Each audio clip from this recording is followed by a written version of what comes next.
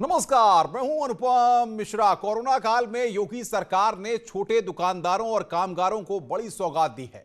शनिवार को योगी कैबिनेट ने कई अहम फैसले लिए, जिसके तहत सूबे में कामगारों और श्रमिकों को एक हजार रुपए का भत्ता दिया जाएगा, जिसके तहत करीब 1 करोड़ लोगों को इसका फायदा भी मिलेगा। अब छोटे दुकानदारों, रेहड़ी पटरी वालों को 1,000 रुपए महीने सरकार देगी। इसके तहत ठेले वाले, खोमचे लगाने वालों को, दिहाड़ी मजदूरों को भी इसका फायदा मिलेगा, यानी उनको भी इसका लाभ मिल सकेगा। वहीं गरीबों को 3 महीने तक मुफ्त राशन दिया जाएगा। 3 महीने के लिए लोगों के प्रति यूनिट 3 किलो गेहूं के साथ प्रति यूनिट 2 किलो चावल भी इनको दिया जाएगा। इस खाद्यान्न योजना के तहत प्रदेश के 15 करोड़ जरूरतमंदों को इससे फायदा मिलेगा। यानी कि आप समझ सकते हैं कि कोरोना काल में अब कोई भी भूखा नहीं सोएगा। आंशिक लॉकडाउन की वजह से किसी को भी दिक्कत नहीं होने देगी सरकार। इतना ही नहीं, अपने घर लौट रहे श्रमिकों को सामाजिक सुरक्षा देने के लिए भी बड़ी योजना सरकार लेकर आई है। किसी भी हादसे में कामगारों की मौत होने या हादसे में उनके दिव्यांग होने पर सरकार परिवार को 2 लाख की आर्थिक सहायता भी करेगी। सबसे बड़ी बात यह कि सरकार ने इनके स्वास्थ्य का ध्यान रखते हुए 5 लाख तक का स्वास्थ्य बीमा देने का भी ऐलान किया है। लेकिन विपक्ष को सरकार की योजनाएं अब भी इतना करने के बाद भी जुमला ही लग रही हैं। सरकार के प्रवक्ता और कैबिनेट मंत्री सिद्धार्थनाथ सिंह ने बताया कि योगी सरकार में कोई भी कामगार और श्रमिक भूखा नहीं सोएगा। भरण पोषण है उसके लिए भी भत्ता दिया जा रहा है 1,000 रुपए का, जिसमें 1 करोड़ लोगों को लाभान्वित होंगे। विशेष रूप से इसमें वो लोग हैं जो रेहड़ी पटरी खोचे वाले हैं, सब्जी वाले हैं, जहाँ पे पान वाले हैं, मोची हैं, धोबी हैं, नाई हैं, पल्लेदार हैं, ये सब लोगों को, रिक्शा वाले हैं, इन सबको उसका लाभ मिलेगा। निर्णय लिया गया है खाद्यान्न का कि राशन जो है वो भी फ्री में दिया जाएगा। आपको पता है कि उत्तर प्रदेश सरकार ने फ्री जो है ट्रीटमेंट अपने सरकारी अस्पताल में, कहीं सरकारी लैब है उसमें फ्री टेस्टिंग करवा रहे हैं। वैक्सीनेशन का भी फ्री वैक्सीन लगाई जा रही है। बातचीत करने के लिए इस वक्त हमारे साथ चर्चा में जुड़ रहे हैं बीजेपी के नेता मानव महाजन और साथ ही साथ अभिषेक सोम, समाजवादी पार्टी के नेता हमारे साथ जुड़ रहे हैं, और साथ ही साथ कांग्रेस के नेता भी अभी जुड़ेंगे, जिनसे हम तमाम सवालात करेंगे। मानव महाजन, आपके पास आ रहे, सरकार की क्या तैयारी है सेहत और सुरक्षा और सम्मान को लेकर के? सरकार ने जो प्लानिंग की है ताकि आंशिक लॉकडाउन में कोई भी भूखा न रहे और सब तक सरकार की योजनाओं का लाभ पहुंचे, कब से लाभ मिलेगा? क्या तैयारी सरकार ने की है? भारतीय जनता पार्टी की सरकार सभी वर्गों को साथ लेकर काम करती है, किसी जाति के लिए, किसी धर्म के लिए काम नहीं करती। आप लोग देख रहे हैं कि जिस प्रकार से इस महामारी में सरकार ने एक कोरोना योद्धा के रूप में काम किया है, चाहे इलाज की बात हो, चाहे वैक्सीन की बात हो, और अब चूंकि लॉकडाउन लग रहा है, सरकार को दिखाई दे रहा है कि जिस तरीके से गरीब लोग, उनका रोजगार बंद है, उनके लिए सरकार ने योजना चलाई है। ये योजना किसी एक जाति धर्म के लिए नहीं है, ये योजना सभी धर्म जाति के लोगों के लिए है। बिना किसी भेदभाव के ये सरकार काम करती है। मैं आपको बताना चाहता हूं, सरकार ने 3 महीने तक जितने भी हमारे गरीब और जरूरतमंद लोग हैं, उन सभी को 3 महीने तक मुफ्त राशन देने की घोषणा की है। इससे करीब 15 करोड़ लोगों को लाभ मिलेगा। इसके साथ ही जितने भी रेहड़ी वाले, धोबी, मोची, नाई, रिक्शे वाले, जो भी हमारे गरीब मजदूर श्रमिक हैं, उन सभी को 1,000 रुपए महीना राशन देने की घोषणा की है, जिससे इनको 1,000 रुपए महीने देने की घोषणा की है, जिससे प्रदेश के लगभग 1 करोड़ लोगों को लाभ मिलेगा। सरकार हर मोर्चे पर काम कर रही है, चाहे फ्री इलाज हो, सरकारी अस्पताल में यदि जगह भर जाती है तो उनका इलाज निजी अस्पतालों में सरकार अपने खर्चे पर कराएगी। चाहे वैक्सीनेशन की बात हो, चाहे टेस्टिंग की बात हो, सब कुछ इस समय फ्री चल रहा है। बिल्कुल, ये सारे प्रयास सरकार कर रही है। अभिषेक सोम, समाजवादी पार्टी के नेता भी हमारे साथ है। अभिषेक जी, सरकार इतने सारे इनिशिएट लेकर के, मुख्यमंत्री कोरोना पॉजिटिव थे तब भी लगातार संवाद करते रहे, तब भी लगातार बैठकें करते रहे, तो आपको दिक्कत क्यों है? आपको क्यों ये सब नजर नहीं आता कि सरकार के प्रयास इतने हैं कि उत्तर प्रदेश में सरकार गरीब की मदद कर रही है, उसको सुरक्षा दे रही है, उसकी सेवा कर रही है? देखिए अनुपम जी, मैं आपको बता देना चाहता हूं कि क्या 500 रुपए देके, 500 रुपए में राशन देके किसी परिवार का खर्चा चल सकता है? नहीं चल सकता है। नहीं चल सकता। ये बेवकूफ बनाने वाली उनकी नीतियां हैं और ये लॉलीपॉप है। ये मजदूर के लिए लॉलीपॉप है, किसान के लिए लॉलीपॉप है। अगर इनको माफ करना है, किसानों का बिजली का बिल माफ कर दे, किसानों की कर्ज माफी कर दे, और जो शहरों में जो लोग रह रहे हैं उनकी ईएमआई को माफ कर दे। अस्पताल इस आपातकाल में भी लूट खसोट कर रहे हैं, लूट मचाई हुई है, लाखों लाखों रुपए के बिल ले रहे हैं। भाई मानव जी ये तो बता रहे हैं आपकी सरकार लूट मचा रही है, इनको तो यहाँ पे लूट नजर आ रहा है। मेरठ के अंदर है, बिल्कुल बिल्कुल लूट मचाई हुई है। मैं कह रहा हूँ आज मुख्यमंत्री मेरठ के अंदर, मैं लेके चलता हूँ उनको, कई गाँव का दौरा कराता हूँ, मैं दिखाता हूँ लोगों की कितनी बदहाली है।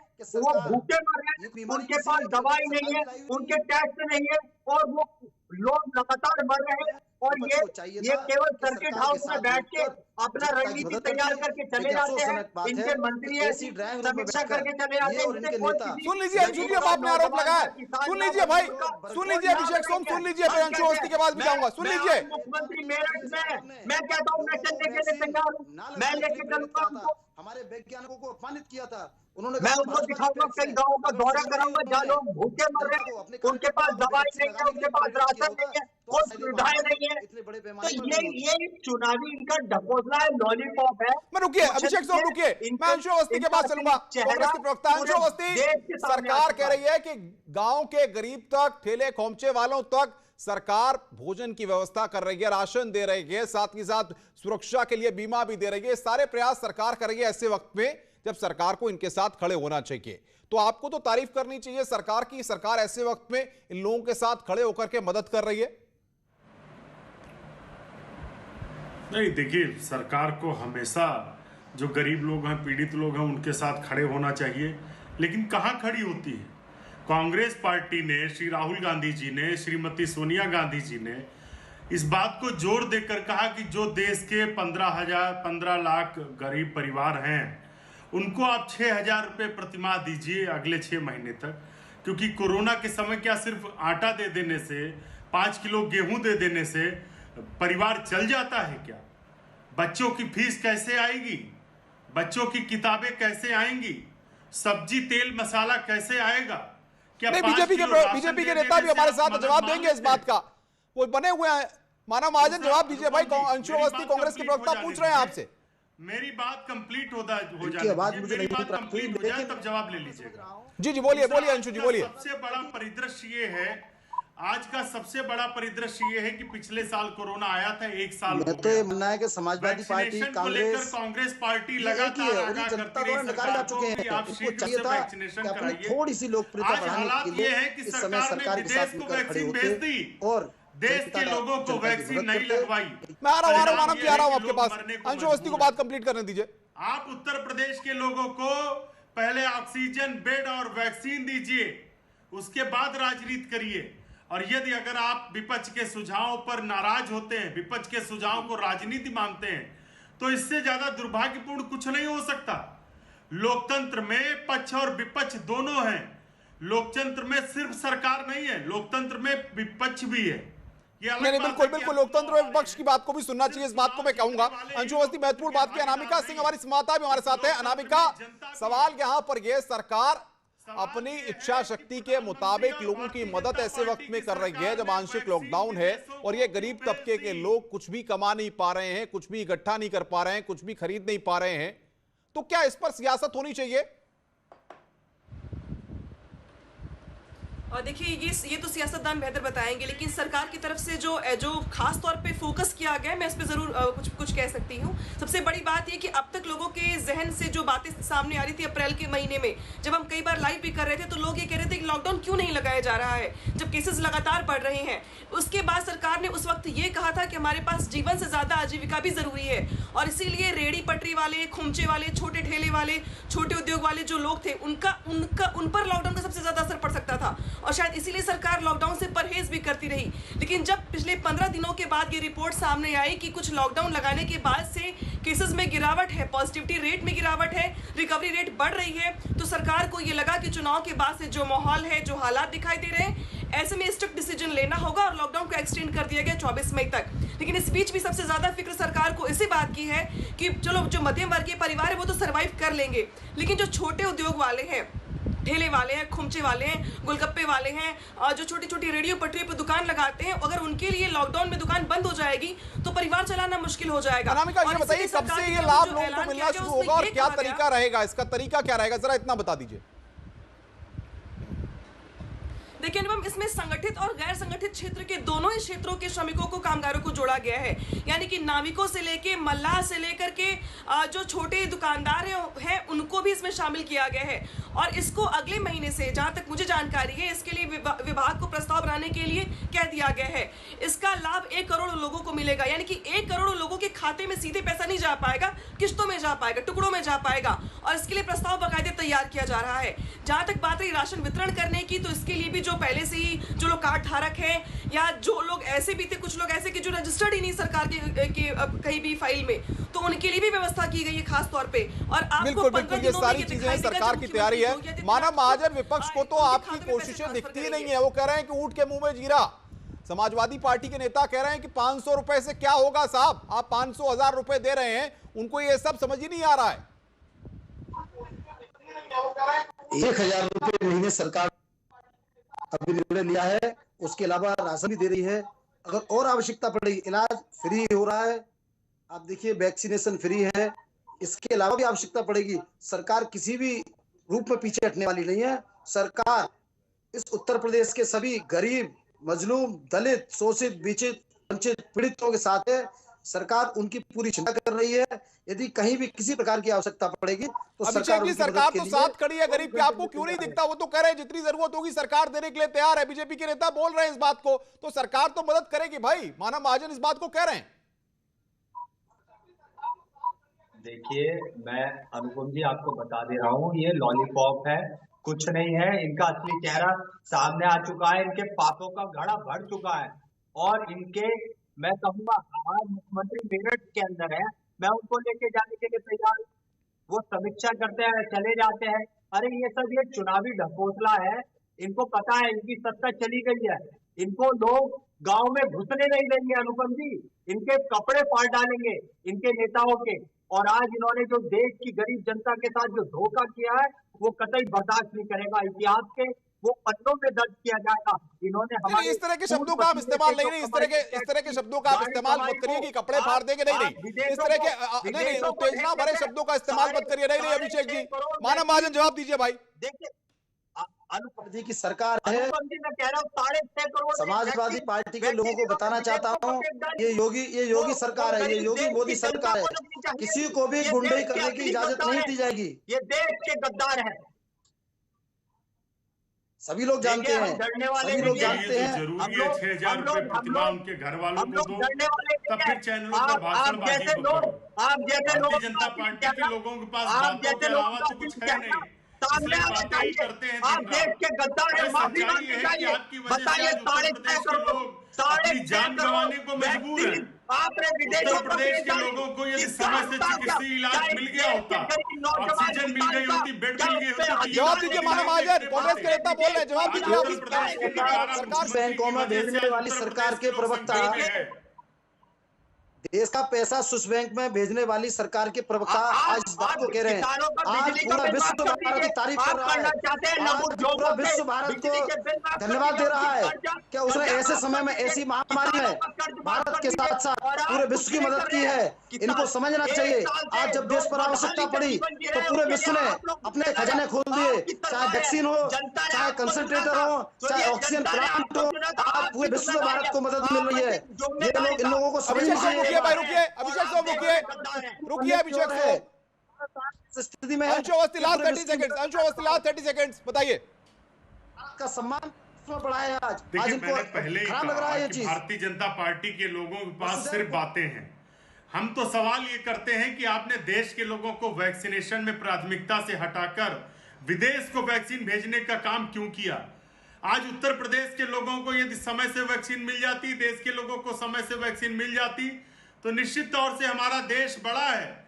लेकिन सरकार ने विदेशों को वैक्सीन बहुत बहुत शुक्रिया आपका अंशु महाजन और साथ ही साथ अभिषेक सोम हमारे साथ चर्चा करने के लिए और बातचीत करने के लिए। अनामिका, आपका भी बहुत बहुत शुक्रिया बातचीत करने के लिए और इस पर कि आखिर सरकार किस तरीके से गरीबों की मदद के लिए तमाम योजनाएं लेकर के लोगों को इस आंशिक लॉकडाउन के वक्त में लाभ पहुंचाना चाहती है, उनके घरों में दिक्कत ना हो, यह सरकार इसकी चिंता कर रही है। रुक रहे हैं एक ब्रेक के लिए, ब्रेक के बाद जल्द हाजिर होते हैं।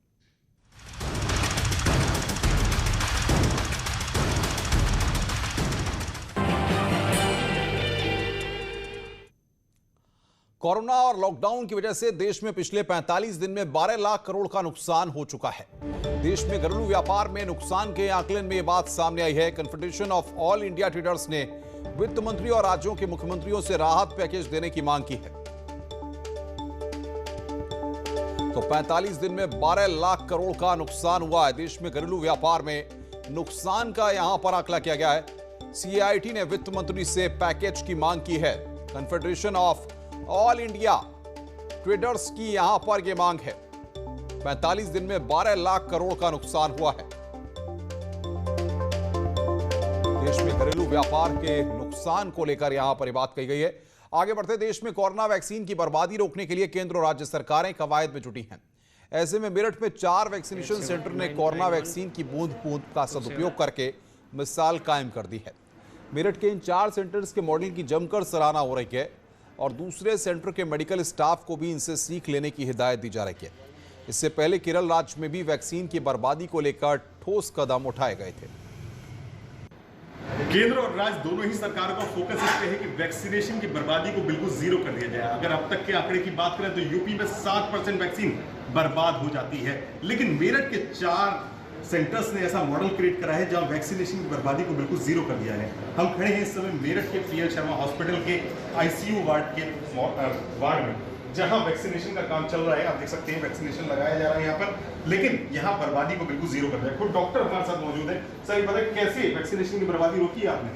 बिल्कुल, हमारे पास जो दोनों सेंटर चल रहे हैं तो हम लगातार प्रयास करते हैं, हर 1 घंटे पे विजिट करते रहते हैं कि कितने लोगों को टीका लग गया और कितनी वाइल खुली है। और स्पेशली 2 बजे के बाद हम ज़्यादा सतर्क हो जाते हैं, क्योंकि उसके बाद बेनिफिशियरी कम हो जाते हैं। तो 10-10 की संख्या जब हमारे पास बेनिफिशियरी की आ जाती है, जब ही नया वाइल खोलते हैं। ये बताइए, मेरठ के सेंटर में जहां वैक्सीनेशन की बर्बादी जीरो है, आपको अच्छा लगता है ऐसा? बिल्कुल भी नहीं, वैक्सीन की बर्बादी तो बिल्कुल भी नहीं होनी चाहिए, क्योंकि आपको पता है कि इसकी कितनी शॉर्टेजेस है कुछ स्टेट्स में, और हरियाणा में भी इसकी बहुत वेस्टेज हो रही है। तो ऐसा तो बिल्कुल भी नहीं होना चाहिए। वैक्सीन की बर्बादी तो बहुत ही गलत है। न्यूज़ 18 भी सलाम करता है ऐसे डॉक्टर्स को जो वैक्सीनेशन की बर्बादी को बिल्कुल जीरो बनाए हुए हैं, और इस मॉडल का ख्याल रखते हुए यूपी भर के डॉक्टर्स को इनसे सीखना चाहिए और प्रेरणा लेकर अपने आप ये मॉडल लागू करना चाहिए, ताकि वैक्सीनेशन बर्बाद ना हो। कैमरामैन किशन सुबन के साथ न्यूज़ 18 के लिए निखिल अग्रवाल। किसी के काम जो आए उसे इंसान कहते हैं, पराया दर्द अपनाए उसे इंसान कहते हैं। संजीवनी में हम आपको मिलाने जा रहे हैं ट्विंकल कालिया से, जो खुद कैंसर से लड़ते हुए कोरोना काल में लोगों की मदद करने में एक मिसाल बन गई है। देखिए रिपोर्ट।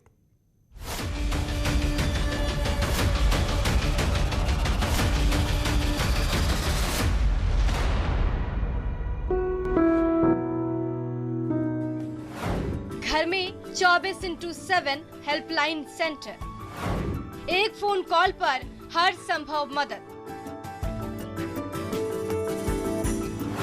टेस्ट कराना हो या चाहिए हो प्लाज्मा, एम्बुलेंस चाहिए या अंतिम संस्कार में चाहिए मदद, ट्विंकल कालिया से नहीं सुनेंगे ना।